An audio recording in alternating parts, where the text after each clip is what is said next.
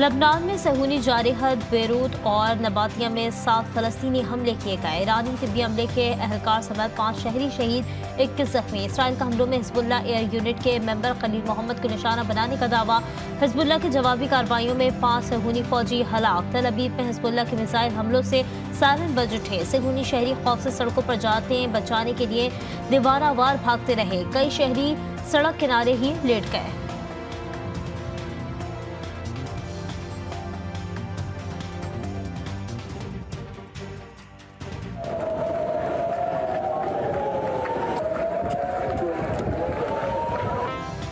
Hezbollah ने executive council के chairman और मुमकिना सरबराह हाशिम सफीउद्दीन की शहादत की तस्दीक कर दी। हाशिम सफीउद्दीन ने 35 साल से ज़ायद का अरसा हिजबुल्लाह और इस्लामी मज़ाहमत और इसकी कम्युनिटी की खिदमत में गुजारा। कई सालों में उन्होंने इंतज़ामी काउंसिल और इसके मुख्तलिफ इदारों को जिम्मेदारी और काबिलियत के साथ निभाया, यहाँ तक कि अल्लाह ताला शोहदाए करबला की नूरानी कारवां में शामिल होने का एहसास अता किया।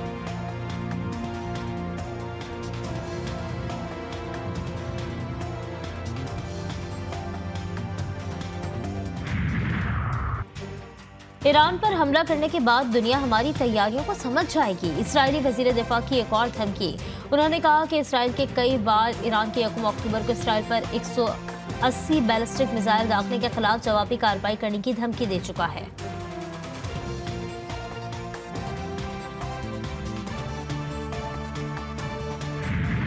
रूस के शहर काजान में रूसी सदर व्लादिमीर पुतिन की सरबराही में 16वें ब्रिक्स समिट का आगाज।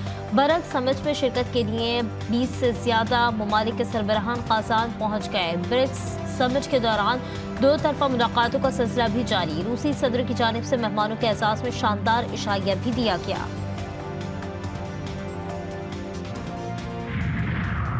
अमेरिकन सदारती इंतखाबात में लफ्जों की जंग। डेमोक्रेटिक उम्मीदवार कमला हैरिस ने ट्रंप को निशाने पर ले लिया।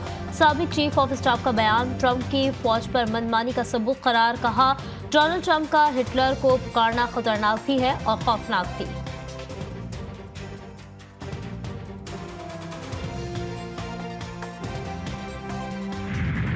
मेरा बेटा काम में से आ रहा, उसको उससे पैसे छीन लिए, उसे गोलियां मारी है। कितना तड़पा होगा बच्चा मेरा।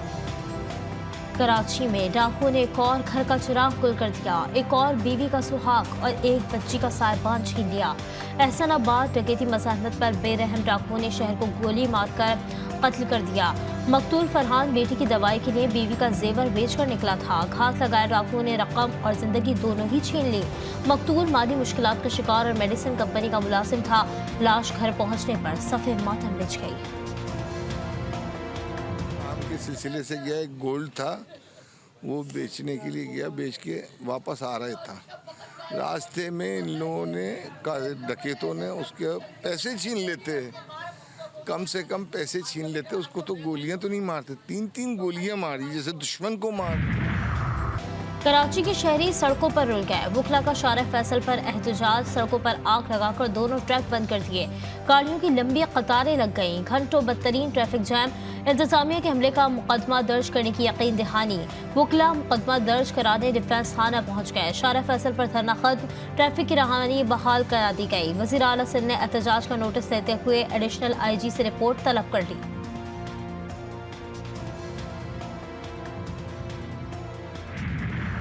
जस्टिस याहिया अफरीदी 3 साल के लिए चीफ जस्टिस ऑफ पाकिस्तान बन गए। सदर आसिफ जरदारी ने तायराती की मंजूरी दे दी। वजारत कानून से नोटिफिकेशन जारी। जस्टिस याहिया अफरीदी 26 अक्टूबर को ओहदे का हलफ उठाएंगे। जस्टिस काजी फैज ईसा और नामजद चीफ जस्टिस याहिया अफरीदी के चैम्बर में मुलाकात।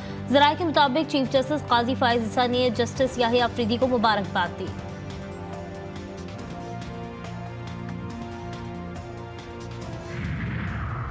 जस्टिस याहिया अफरीदी की बतौर चीफ जस्टिस तैनाती खुश आइंद करार। सिंध, पंजाब, लाहौर, खैबर पख्तूनख्वा, बहावलपुर और इस्लामाबाद बार कौंसिल से तैनाती का खैर मकदम किया। खैबर पख्तूनख्वा और कबाइल के अवाम भी खुश। जस्टिस याहिया अफरीदी की तैनाती को पख्तूनों के लिए काबिल फ़ख्र करार दिया। कहते हैं खैबर पख्तूनख्वा के अवाम, बिलखुसूस कबायली और जनूबी अजला के अवाम को जस्टिस याहिया अफरीदी के चीफ जस्टिस बनने पर फ़ख्र है।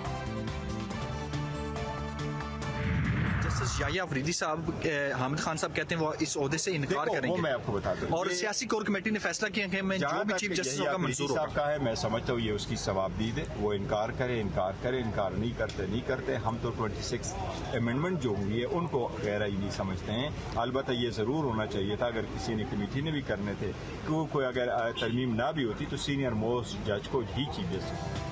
हमारा मुतालबा था कि सीनियर मोस्ट को चीफ जस्टिस तैनात किया जाए, लेकिन अब चीफ जस्टिस बनने की ऑफर कबूल करना या ना करना जस्टिस याहिया अफरीदी की सवाबदीद है। पीटीआई के चेयरमैन बैरिस्टर गौहर कहते हैं मुनहरिफ अरकान ने शो कॉज नोटिस का तसल्ली बख्श जवाब ना दिया तो पार्टी आइन के मुताबिक कार्रवाई करेंगे। अपोजिशन लीडर उमर अयूब का कहना है कि पाकिस्तान में बर्मा जैसा माहौल बनाया जा रहा है। पीटीआई के 5 अरकान को अगवा किया गया, जिस तरह आइन साजी हुई इसकी मजम्मत करते हैं।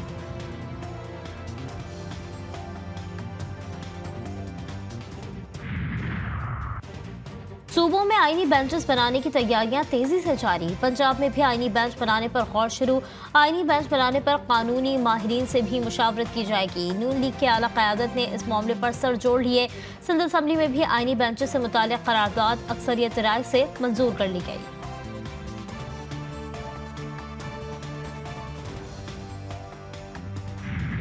शुरू हुआ था, बेंचेस पे बात खत्म हुई, लेकिन चाहे उसको बेंच कहें चाहे कोर्ट कहें, काम वही करेगी जो बिलावल भुट्टो जरदारी साहब और हुकूमत चाह रही थी। लेकिन फिर एक शख्स है जो शायद इंसाफ पे बिलीव नहीं करता। वफाकी आईनी अदालत बेनज़ीर भुट्टो शहीद के मंशूर और विजन का हिस्सा थी। आईनी बेंच सूबों में भी बनेंगे। आईनी तरमीम तमाम सियासी जमातों की मशावरत से की गई। वज़ीर आला मुराद अली शाह का सिंध असम्बली में इज़हार ख्याल। कहा पीपल्स पार्टी ने इलेक्शन में अपने मंशूर में आईनी अदालतों की बात की थी। हमारे जजेस सियासी केसेस पर ज्यादा वक्त लगाते हैं।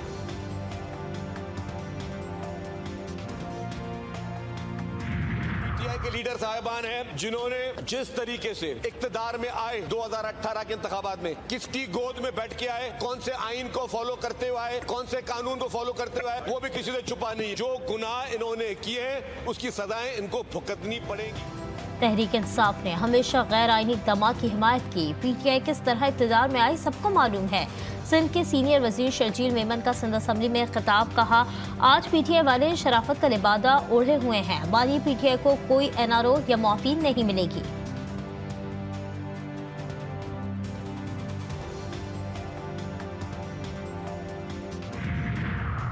इस्लामाबाद हाईकोर्ट का बुशरा बीबी को रिहा करने का हुक्म। अदालत ने बानी पीटीआई की अहलिया की तोशाखाना 2 केस में जमानत मंजूर कर ली। 10-10 लाख रुपए की 2 जमानती मचलके जमा कराने का हुक्म। जमानत के बावजूद बुशरा बीबी की रिहाई लटक गई। अदालती वक्त खत्म होने के बाद रोजगार जारी न हो सके। आज रिहाई का इम्कान।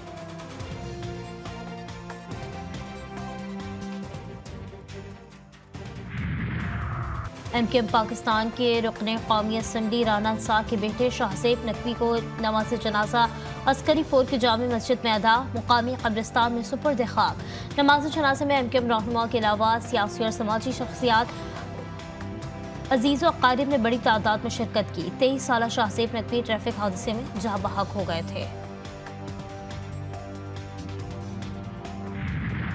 इंग्लिश टीम पर स्पिन जादू चलाने का प्लान। कौमी टीम का प्लेइंग 11 का ऐलान। मुल्तान टेस्ट जीतने वाली टीम ही पिंडी टेस्ट खेलेगी। कौमी टीम 3 स्पेशलिस्ट स्पिनर्स के साथ मैदान में उतरेगी। आमिर जमाल बतौर ऑलराउंडर खेलेंगे। रावलपिंडी में होगा आज इंग्लैंड के खिलाफ अहम मार्का। 3 मैचेस की सीरीज 1-1 से बराबर। हेड कोच जैसन गैलेस्पी कहते हैं कि रावलपिंडी टेस्ट के लिए पिच बहुत ड्राई है, घास मौजूद नहीं है। दोनों टीमें टॉस जीतने की ख्वाहिशमंद होंगी।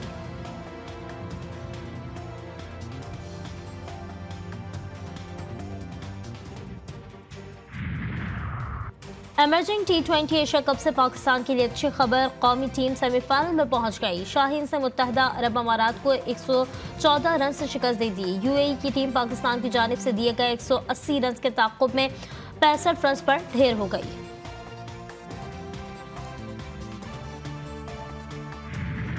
और रियाद सीजन 2000 आलमी सकाफती मेला। सऊदी अरब के शहर रियाद में रंगारंग तकरीब जारी।